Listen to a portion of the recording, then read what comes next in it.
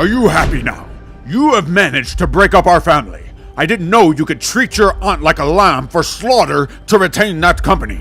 Nora's Uncle Will had just thrown the Smith family out for their insolent attitude towards his ailing wife Irene. Though Nora had nothing to do with her family's behavior, Will didn't let her meet Irene too, assuming she was complicit. Lisa, I don't want her seeing Irene. But Dad, Nora is not like Uncle Henry. She means well.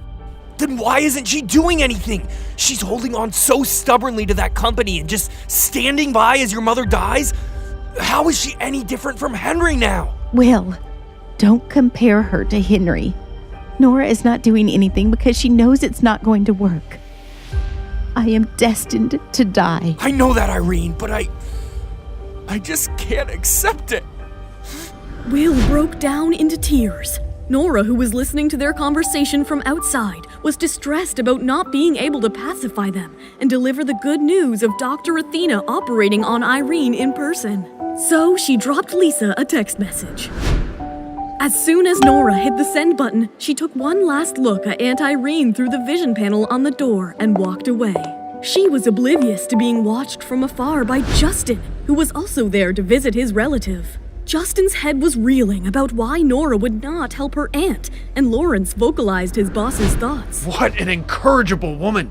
She's hesitating to help her own aunt. Find out what's wrong with her aunt. For some reason, Justin was intrigued by Nora's life. Thanks to his influence, it wasn't tough for Lawrence to gather information on Irene. He then diligently reported to his boss. Miss Smith's aunt, Miss Irene Black, has a brain tumor. They're not able to find a doctor who is willing to operate, as the success rate is a mere 50%. I see. Sir, if I may add something, I feel Miss Smith might use this opportunity to approach you.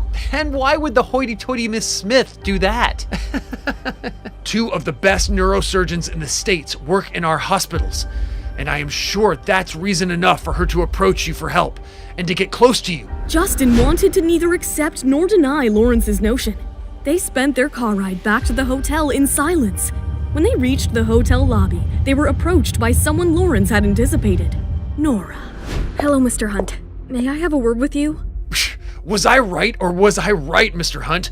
I should have made a bet off this. Huh? What are you talking about? Don't act coy, Miss Smith. Aren't you here to ask Mr. Hunt to help you with your situation? My situation? Shush, Lawrence. Miss Smith, what can I do for you? I wanted to talk to you about your son's tutors. Did you do any background search on them?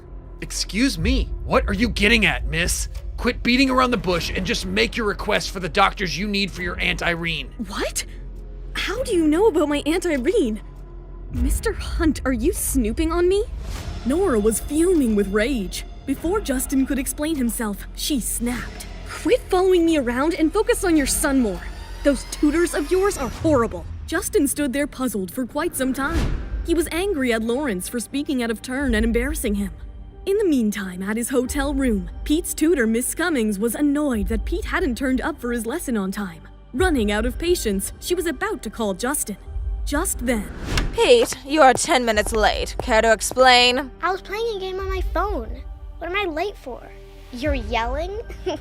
How dare you choose to fool around instead of turning up for class? And how dare you mock me?